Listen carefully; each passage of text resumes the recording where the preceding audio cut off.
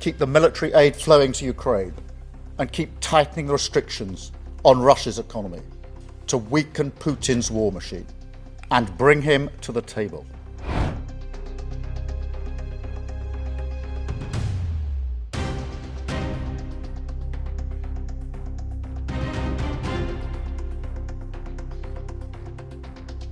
Good afternoon.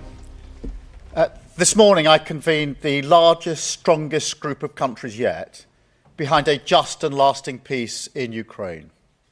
Now, a huge amount has happened since I brought leaders together at Lancaster House here in London.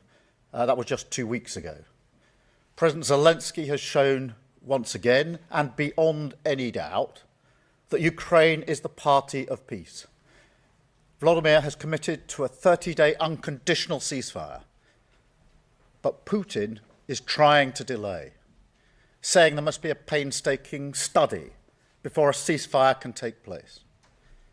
Well, the world needs action, not a study, not empty words and conditions. So my message is very clear. Sooner or later, Putin will have to come to the table. So this is the moment.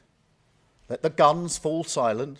Let the barbaric attacks on Ukraine once and for all stop and agree to a ceasefire now. And let's be clear why this is so important. Russia's appetite for conflict and chaos undermines our security back here at home in the United Kingdom. It drives up the cost of living.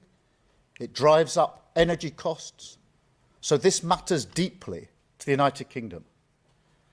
That is why now is the time to engage in discussion on a mechanism to manage and monitor a full ceasefire and agree to serious negotiations towards not just a pause, but a lasting peace, backed by strong security arrangements through our coalition of the willing. And we won't sit back and wait for Putin to act. Instead, we will keep pushing forward. So the group I convened today is more important than ever. It brings together partners from across Europe, as well as Canada, Australia and New Zealand, with backing from others too, including Japan. We agreed we will keep increasing the pressure on Russia, keep the military aid flowing to Ukraine, and keep tightening the restrictions on Russia's economy to weaken Putin's war machine and bring him to the table. And we agreed to accelerate our practical work to support a potential deal. So we will now move into an operational phase. Our militaries will meet on Thursday this week here in the United Kingdom to put strong and robust plans in place to swing in behind a peace deal and guarantee Ukraine's future security. President Trump has offered Putin the way forward to a lasting peace. Now we must make this a reality. So this is the moment to keep driving towards the outcome that we want to see, to end the killing, a just and lasting peace in Ukraine, and lasting security for all of us. Thank you. I will now take some questions, starting with, I think, Hannah from the BBC. Hannah. Thank you, Prime Minister. You've said now is the time for concrete commitments. Can you give an example of a concrete commitment that has been made this morning? How many countries have indicated they might put troops on the ground, for example? And a second, if I may, you're doing all of this work on what a peacekeeping force might look like. What if Russia simply won't accept one? Well, let me start from the premise that a lot has happened, obviously, since we had the meeting at Lancaster House just under 2 weeks ago, particularly developments this week in relation to the position of Ukraine. And the group that met this morning is a bigger group than we had 2 weeks ago. There is a stronger collective resolve, and new commitments were put on the table this morning, both in relation to the coalition of the willing in terms of defending the deal, also in relation to the wider point, which is the collective defence and security of Europe. So more commitments on the table this morning. and an agreement that we now move to the operational phase, which is why the talks on Thursday, the military talks, will become the next focal point.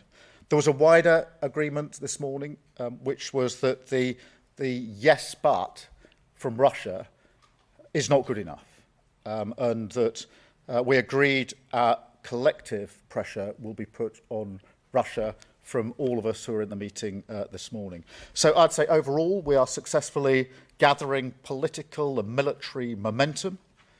I think more widely there was an appreciation this morning that a wider argument that I've been making that goes beyond just the question of Ukraine is that Europe needs to step up in its own defence and security. And so we moved forward on that front today because some of the commitments that were made were beyond simply the coalition of the willing in relation to making sure that we can defend any deal in Ukraine if one is reached, but also a step up for the collective defence and security of Europe, which is a really important part of the argument I've been making about the era that we're now in.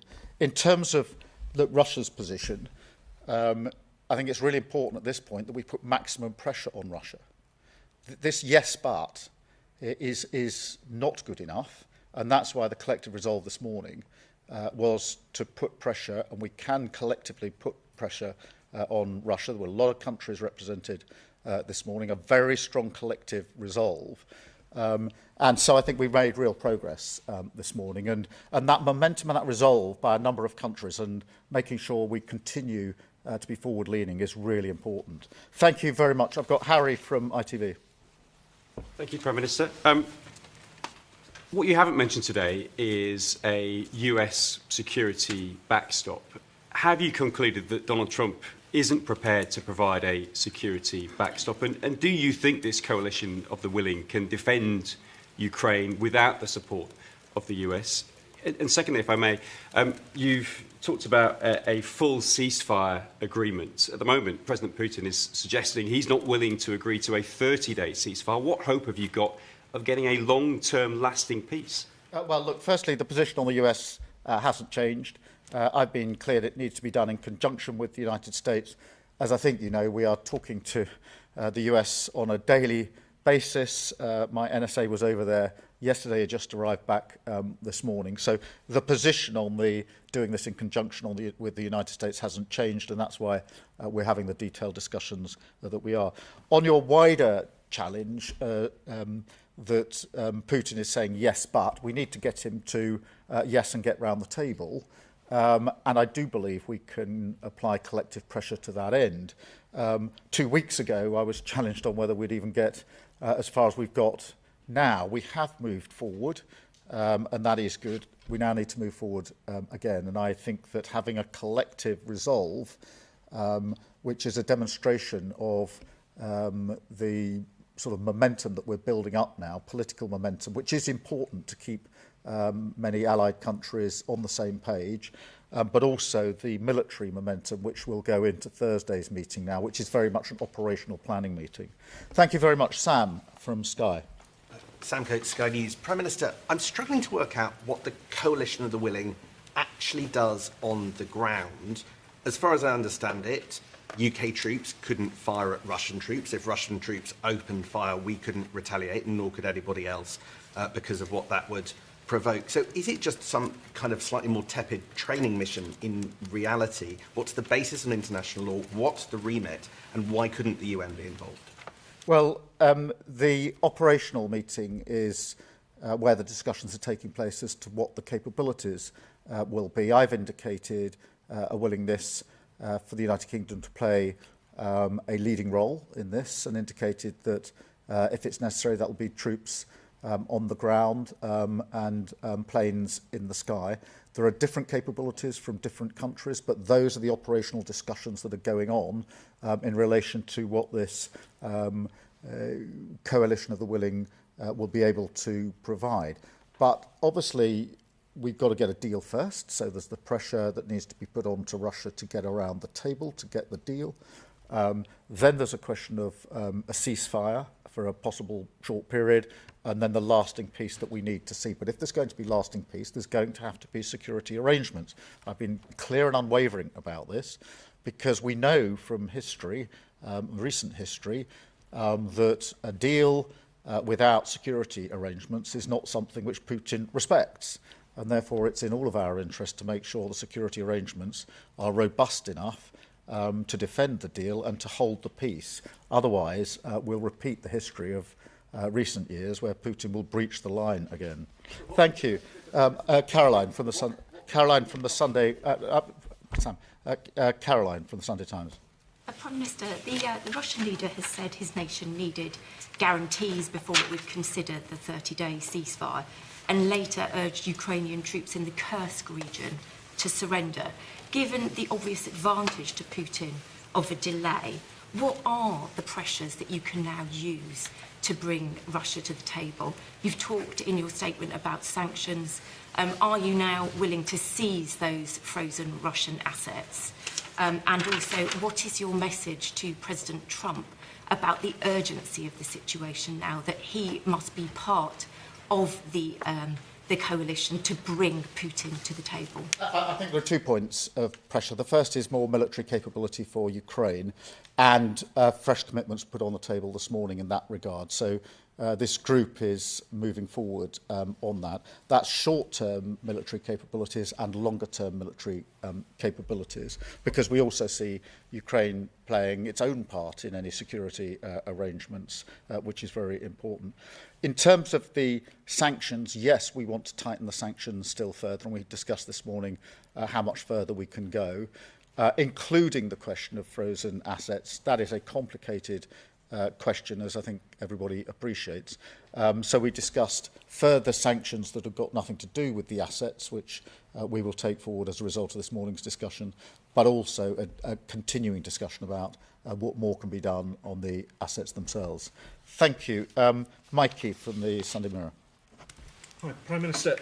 There's a possible, perhaps even likely scenario where Vladimir Putin doesn't come to his senses, where he continues putting unreasonable demands on any ceasefire, on any negotiated settlement, perhaps doesn't even come to the table at all.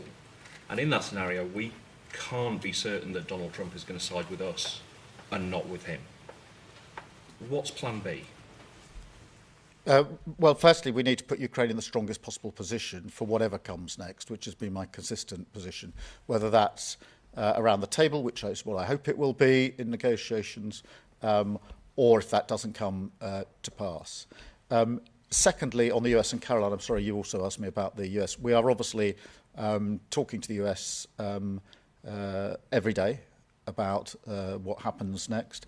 I am clear in my own mind that President Trump is absolutely committed to the lasting peace that is needed in Ukraine, and everything he's doing is geared towards that end. I'm also absolutely clear that the relationship between the UK and the US is the closest of relationships between allied countries, has been for decades and will continue to be for many years ahead. So that's the base on which we're planning. But it is important and reinforces why we need as many countries as possible thinking together, discussing together and moving forward together as a group, which is what we've achieved this morning. Thank you very much. I've got Dan from Politico. Hello, Prime Minister. Dan.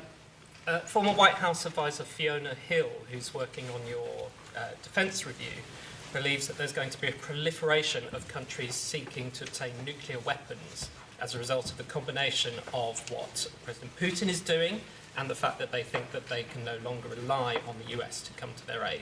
So, do you believe that's going to happen? What do you think you can do to prevent it? And if I may, given PIP benefit is not linked to work, how do you square making PIP harder to claim with your stated aim of getting people into work? Well, on the question of nuclear weapons, obviously our position is that we will do everything we can to prevent any increase in the availability of nuclear weapons. That's been a very clear and consistent position of this government and, to be fair, of previous governments in the United Kingdom. So that remains our position. Look, on welfare, I've made the principles clear enough. We need to support those who need support and to protect them, but at the same time we need to make sure that we support and protect those who need to and are able to get into work, which the current arrangements don't I don't think adequately do, and that's why it's important that we make the case for reforming welfare, which is what we're doing.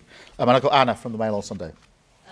So the examples of pressure you've given, Prime Minister, are things that the UK has done before and to date, and they don't seem to be working considering the Kremlin's response. How are you concerned about that, and is there anything you're going to do to ensure that pressure is actually more effective, perhaps? Donald Trump has just announced specific travel bans for Russian nationals included. Is that something you're considering? Well, look, firstly, the effect of the sanctions on the Russian economy have been pretty profound. We shouldn't underestimate the impact that they've already had.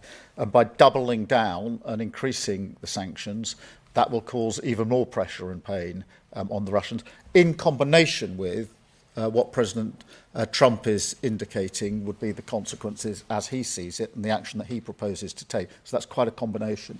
On the question of Putin's position of yes, but, we need to move that. But just as I stood here in London 2 weeks ago saying we need to move forward, we need to make progress, so I say it again, I don't accept that things are frozen as they are today and that no party can now be moved forward. I don't accept that for a minute. I think that if we've applied pressure, we show collective resolve and some clear-eyed leadership on this, we can move this forward to get the parties round the table for negotiations.